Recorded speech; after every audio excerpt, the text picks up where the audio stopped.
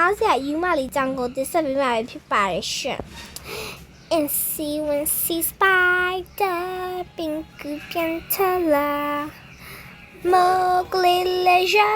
တော့တင်ပိုက်တဲ့ဝင်သွားလာလာလာလာလာဘာလဲဟာဒီနားမှာဟာဟာဟာဟာဟီဟီယူမကြီးလားမသိဟဲ့အေးတော့ယူမကြီးစပင်းအနားလေးနဲ့တော့ကြည့်လိုက်အောင်အင်ဂျီရလည်းဘာကြီးဝတ်ထားမလဲမသိပြီးတော့စပင်းရလည်းရှုပ်ပွားပြီးဟဲ့ငါလည်းမသိဘူးနဲ့ဟဲ့လို့လုံးနေစပင်းရလည်းဖျူဖျင်းမေတမင်းလိုက်ခဲမေတမင်းလိုက်ခဲတမင်းရောက်တဲ့လူကငါမီပဲမေတမင်းလိုက်ခဲဟာငါနဲ့မဟုတ်ဘူးလေမရဘူးလိုက်ခဲငါနဲ့မဟုတ်ဘူးဟဲ့ငါနဲ့မဟုတ်ဘူးလို့ပြောနေတော့ငါကြားမကြားဘူးဟဲ့လိုက်လာတယ် no ဒီယူမနေတော့ကွာစိတ်ညစ်တယ်မေပဲတောင်းမို့လဲမေ NC1C Spider Pink ပြန်ထွက်လာမောကလေးလေးရှာတော့စင်ပိုက်တဲ့ဝင်တော့မေဟာငါပြောနေလေငါနေမဟုတ်လို့ငါလုံးဝမလိုက်နဲ့ဟာနေပြောလို့မရဘူးလားဟာမအယူဟာ NC1C Spider Pink ပြန်ထွက်လာမောကလေးလေးရှာတော့တင်ပိုက်တဲ့ဝင်တော့ဟိုအိမ်နဲ့ဝေါင်းမှာ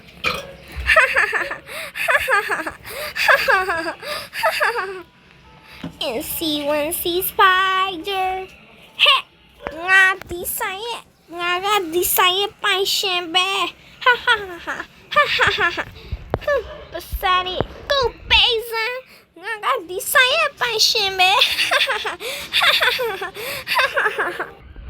NC1C Spider Pink ပြန်ထွက်လာလာဒီမျိုးရငါပိုင်မယ်ငါဘဒူမမလွန်ဆိုင်နိုင်ဘူးငါညီမတယောက်ပဲ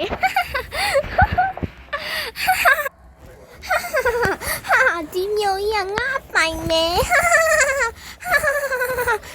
ဒီမျိုးရငါပိုင်ပဲငါဘာဖြစ်သွားလဲမသိငါစိတ်ဖြစ်သွားတာပဲဒီမျိုးရမရှိမှငါပဲဒီနိုင်ကြောင်လည်းငါပိုင်ပဲငါဒီမျိုးမှာအတော်ဆုံးနဲ့အတော်ဆုံးလူပဲကျလို့နဲ့တနာစရာယူမလေးကတော့ oh my god ရုပ်ကြဒီနေ့ဘာဖြစ်လို့မိမတို့ကအပြင်ထွက်လာလဲအော်ခုနလေးကဆိုင်မှာဝယ်စရာရှိလို့ပါဟုတ်လားဘာအိမ်မလေးအကုန်မိမမနက်ကဝယ်ရပါတယ်အော်မဟုတ်ပါဘူးကိုဒီတိုင်းပဲဟိုမုတ်လေးပါလေးထွက်ဆိုင်တယ်လမ်းလေးပါလေးမလျှောက်တာကြာလေဟုတ်ခုမဘာကြီးလည်းမသိဘူးလေကိုလည်းဟာမိမအဲ့ဒါကိုတို့လမ်းเนี่ย NC1C Spider ဆိုပြီးတွားနေအယူမလေးထင်တယ်တနာပါတယ်သူတက်ရှင်မမဟုတ်တော့ပါဘူးဒီတိုင်းပဲချားလိုက်လားကိုကလည်းသူ့စီးရုံလေးပါလေးပို့လိုက်ပါဟမ်အေးဖုန်းဆက်လိုက်လေဟယ်လိုစီးရုံလားမသိဘူးဟုတ်ပါရဲ့ခင်ဗျကျွန်တော်တို့ဒီU Mark ရဲ့အရှိမှာကအဲ့ဒီနားလေးတစ်ချက်လောက်လာပြီပါနော်ဟုတ်ကဲ့ပါခင်ဗျဟုတ်မိမဒီနားမှာခဏလောက်စောင့်တော့ကိုအလုပ်ဆရာအလုပ်လေးရှိလို့သွားလိုက်အောင်မယ်သူ့ကိုဒီမှာကြည့်တာပေးလိုက်အောင်နော်ကိုသွားလို့ရရင်နော်အိမ်တစ်ချက်ပြန်ပြီးလှုပ်လာအောင်မယ်နော်ဟုတ်ငါမြန်သွားမှဖြစ်မယ်ခေါ်နေပြီနာမြည်ကြည့်မကြည့်ငါလည်းမသိငါရဲ့အထူးလက်နဲ့လေးတုံးလိုက်ပါမယ်ဘာဖြစ်ပြန်လဲမသိပါဘူးထုံးစံတိုင်းညင်တိုက်မှုပဲဖြစ်တယ်ဒီခါလာတဲ့ရင်ကား accident ခါလာတဲ့ကား accident ဘာဒီမဲ့ဟိုမသိ ဟိုမှာချင်တယ်နီးလေးကိုပဲငါမှရက်လိုက်ပါဟုတ်ကဲ့ခင်ဗျဒီဟာလားမသိဘူးဟုတ်ပါတယ်ရှင်ဒါကျမတို့နဲ့တော့မသိပြီမဲ့လေကျမတို့လမ်းထဲကတွားနေတယ်အယူမလေးတရားမို့လို့လေဒီလိုဖြစ်သွားလို့ကိုနိုင်ကိုလို့အဆင်ပြေမလားလို့ကျမဘောက်ဆက်ကြည့်ရဒါမှသူကအရင်တော့မဖြစ်သွားပါဘူးကျွန်တော်တို့သူ့ကိုဆေးရုံမှာစစ်ဆေးလိုက်မယ်နော်ဟုတ်ကဲ့ကျေးဇူးပါဟုတ်ပြီအမလေးလိုက်ခဲ့လို့ရတယ်နော်ဟုတ်ကျမလေးလိုက်ခဲ့ပါမယ်ဟုတ်ပီပန်လူနာဘလို့ကနေဘလို့ဖြစ်တာလဲမသိဘူးခင်ဗျကျမတို့မြင်တာတော့လေဒီနားလေးမှာပဲဒီလိုဖြစ်နေရပဲတွေးလို့ဖုံးစိတ်တာလုံးဝအဆဆုံးတော့မတွေးလိုက်ဘူးရှင်ဟုတ်ကဲ့ရေးပါခွဲစိတ်ခန်းနဲ့သွားမယ်ချင်တယ်အမဒီနားမှာဆောင်ပေးပါနော်ကျွန်တော်တို့ခွဲစိတ်ခန်းနဲ့သွားပို့လိုက်မယ်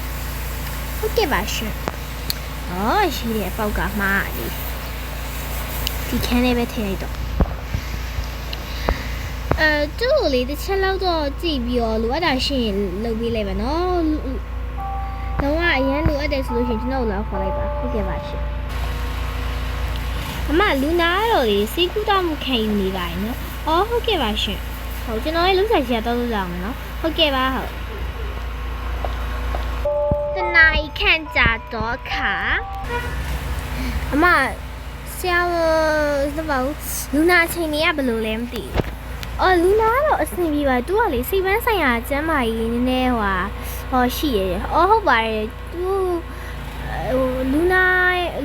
အတိလားတော့မသိဘူးသူကတော့အဲ့လိုပြောပါတယ်သူမှစိတ်ပန်းဆိုင်ရာတော့အနည်းငယ်ရှိရဲ့တဲ့ဟုတ်ကျမအဲ့ဒါလေးတွေးလို့လေတခါတည်းခွဲစိတ်လိုက်ပြီရှင်ခင်ဗျာသူအခုဆိုလို့ရှိရင်သူရဲ့မှတ်ဉာဏ်တွေလည်းအကုန်ကောင်းသွားပြီသူကအရင်လိုလည်းမဟုတ်တော့ကျမအဲ့ဓာတ်မရိုင်းနေအဲ့အချက်ပါတော့တခါတည်းခွဲစိတ်လိုက်တာရှင်ခင်ဗျာတကယ်ကြီးလားဟုတ်ပါတယ်ဟုတ်ကဲ့ကျွန်တော်ပြပြလိုက်ပါမယ်နော်ဟာတော်ရဲ့ဆရာမအမတို့အတိလူနာကလေအစိတ်ပိုင်းဆိုင်ရာအနည်းငယ်တော့ယောဂအနည်းငယ်ရှိရယ်အခုဆရာမဓာတ်မရိုင်းနေအဲ့ဒါပါတွေ့ပါလို့သူခွဲစိတ်လိုက်တာအခုဆိုပျောက်သွားပြီလို့တော့ပြောပါတယ်ခင်ဗျတကယ်လားရှင်တကယ်လားခင်ဗျဝမ်းသာလိုက်တာသူကလေကျမတို့လမ်းထဲမှာအမြဲအဲ့လိုပဲရှောက်သွားနေတာသူကစိတ်မနှံ့ဘူးရှင်ဟုတ်ကဲ့အခုသူလည်းအကုန်ကောင်းသွားပါပြီခင်ဗျဟုတ်ကဲ့ကျမဘယ်ရောက်နေရလဲဒီလိုနဲ့ဆရာကသူဖြစ်ခဲ့တဲ့သူ9နှစ်ကြာစိတ်မနှံ့ခဲ့တာတွေရောကားရင်တိုင်းမှုဖြစ်စာတွေရောအကုန်လုံးရှင်းပြလိုက်ပါတယ်ရှင်ကျမအဲ့လိုဖြစ်သွားလားဟုတ်ပါတယ်ခင်ဗျဟုတ်ကဲ့ကျမအိမ်ရောဘာမှလည်းမသိဘူးလုံးဝတိတ်ပြတုံးတန်းမှတ်မိလို့ပါဟုတ်ကဲ့အမကိုစီးအောင်ပို့ပြီးရဲ့စီးအောင်လာပို့ပြီးရဲ့အမတယောက်တော့ရှိတယ်သူနဲ့တော့စကားပြောကြည့်ပါနော်ဟုတ်ကဲ့ပါရှင်ဟုတ်ကဲ့ပါကျွန်တော်လိုက်ခဲ့လို့ရပါတယ်နော်ဟုတ်ကဲ့ပါရှင်အမလူနာတော့လာပါပြီအမတို့နှစ်ယောက်စကားပြောချင်ပြောလိုက်ပါအောင်နော်ကျွန်တော်ခဏသွားလောက်မယ်ဟုတ်ကဲ့အမရေကျမအခုလိုမျိုးပြီးတဲ့ကြီးစုများကြီးတင်ပါတယ်ရှင်ရပါတယ်ညီမလေးရေမလိုပါဘူးဟုတ်ကဲ့ကြီးစုများကြီးတင်ပါတယ်အမရေကျေးဇူးများကြီးတင်ပါတယ်နော်ဟုတ်ကဲ့အဲ့ဆိုညီမလည်းအိမ်ကိုတစ်ချက်လောက်လိုက်ရှာပြီးပြန်လိုက်ပါအောင်မယ်ညီမအိမ်ကလည်းဟုတ်တယ်ပြအောင်မယ်အမတို့အိမ်ကဒီစီးရုံကနေထွက်ပြီးတော့စီးရုံကနေထွက်ပြီးလို့ရှိရင်ဘယ်ကွေ့ပြီးရနေတက်သွားပြီးရင်ဘယ်ပြန်ကွေ့ပြီးရနေဟိုးထိတ်သွားလိုက်လို့ရှိရင်လုံးချင်းအိမ်လေးတစ်ထပ်အိမ်လေးတွေ့လိမ့်မယ်အဲ့ညီမလေးရဲ့အိမ်ပဲနော်ဟုတ်ကျေးဇူးများကြီးတင်ပါတယ်အမကြီးဟုတ်ကဲ့မလိုပါဘူးဟုတ်ကဲ့ပါငါအိမ်ကိုသွားရမယ်ငါနဲ့ကြာတော့အဲ့လိုဖြစ်ခဲ့ရလားငါဘလို့ဖြစ်လို့အဲ့လိုဖြစ်သွားလဲနေပါအောင်အခုအောက်ဆိုငါဒီလိုမျိုးမယူခင်တော့ငါအသက်က16နှစ်ပဲရှိသေးတာအခုက9နှစ်ကြာသွားပြီဆိုတော့ ငါတက်က21နှစ်ပေါ့အဲ့ဆိုရင်ငါအမေကဘာမှလဲပြီးတော့ငါမမီတယောက်ဆိုအဲ့တုန်းကငါအမေရှိသေးပါတယ်အခုငါအမေဘာမှလဲမသိဘူးအိမ်ထဲမှာရှာကြုံအမေဟာငါအမေဘာမှလဲငါအမေ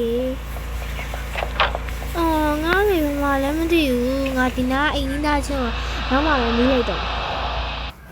ဝါအခုဆိုလို့ရှိရင်ငါလှပပလေးဖြစ်သွားပြီပဲဆိုတော့ငါအမေကိုရှာလိုက်အောင်မယ်သမီးရေဒီဘက်လှည့်ပါဦးဟမ်ဒူလဲငါ့ကိုသမီးလို့ခေါ်နေအန်ဒီကဘာဒူလဲသမီးလေးတကယ်သမီးလေးလားအရှင်တော့သမီးလေးနဲ့မတူတော့ဘူးနော်အခုသပင်လေးတက်တက်ရလေးဖြစ်သွားပြီအင်ဂျီလေးလည်းဖြစ်သွားပြီသမီးလေးဘယ်လိုဖြစ်တာလဲအဲ့ဆိုလို့ရှိရင်သမီးမမီတဲ့လောက်အဲ့ဆိုအမေကသမီးရဲ့အမေပေါ့ဟုတ်ကြပေါ့သမီးလေးရဲ့ငါသမီးလေးဘယ်လိုဖြစ်သွားတာလဲသမီးဘယ်လိုအတိစိတ်တွေပြောင်းလာလဲအဲ့တော့သမီးလည်းမသိဘူးသမီးဒီနားမှာလေခုနားလေးမှာကားစတိုင်းဖြစ်ပြီးတော့အမတယောက်ကစီးရုံမှုပြန်အဲ့စီးရုံကဆရာမသမီးကိုအဲ့ယောဂါပါကုပြီးလိုက်တာလို့တော့ပြောတာလေဝမ်းတက်လိုက်တာသမီးလေးရဲ့ငါသမီးလေးဒီလိုဖြစ်လာမယ်လို့အမေမထင်တာဘူးဒါဟိုမှာကြည့်လိုက်သမီးလေးရှင်ဘယ်ဟိုလားယူမတ်လေးအဲ့ဒါအမေဆိုင်သမီးကြိုက်လောက်မုတ်တွေစားလို့ရပြီပြောလိုက်တာအမေရဲ့ငါသမီးလေးတော်လေးကိုချောတာပဲသမီးလေးကခေါင်းလေးနဲ့အရင်ချစ်စရာကောင်းတာပဲဒီစပင်လေးကိုလည်းကိုယ်တိုင်စီးလာလားဟုတ်သမီးငယ်ငယ်တုန်းကသမီးအသက်16နှစ်တုန်းကစီးနေကြပုံစံလေးလေအိုးချောလိုက်တာကွယ်ဒါဆိုအခုဆိုသမီးယူနေတာသမီးစိတ်မနှံဖြစ်နေတာ9နှစ်ကြာပြီဆိုအခုဆိုသမီးက22နှစ်ဖြစ်နေပြီပေါ့နော်ဒါတော့အမေရဲ့ပြောစရာကြီးဗီဒီယိုလေးရတော့ပါပဲရှင်ကြည့်မြင်ကြရင်ယူရတယ်နောက်ပြီးစိတ်ဝင်စားတဲ့ဗီဒီယိုတစ်ဆက်ပြပြနေကြအောင်ဆာမရာမင်းချန်နယ်နဲ့ဆက်လို့ရတယ်ဒီဗီဒီယိုဥပဒေယူမြင်ကြပါဘိုင်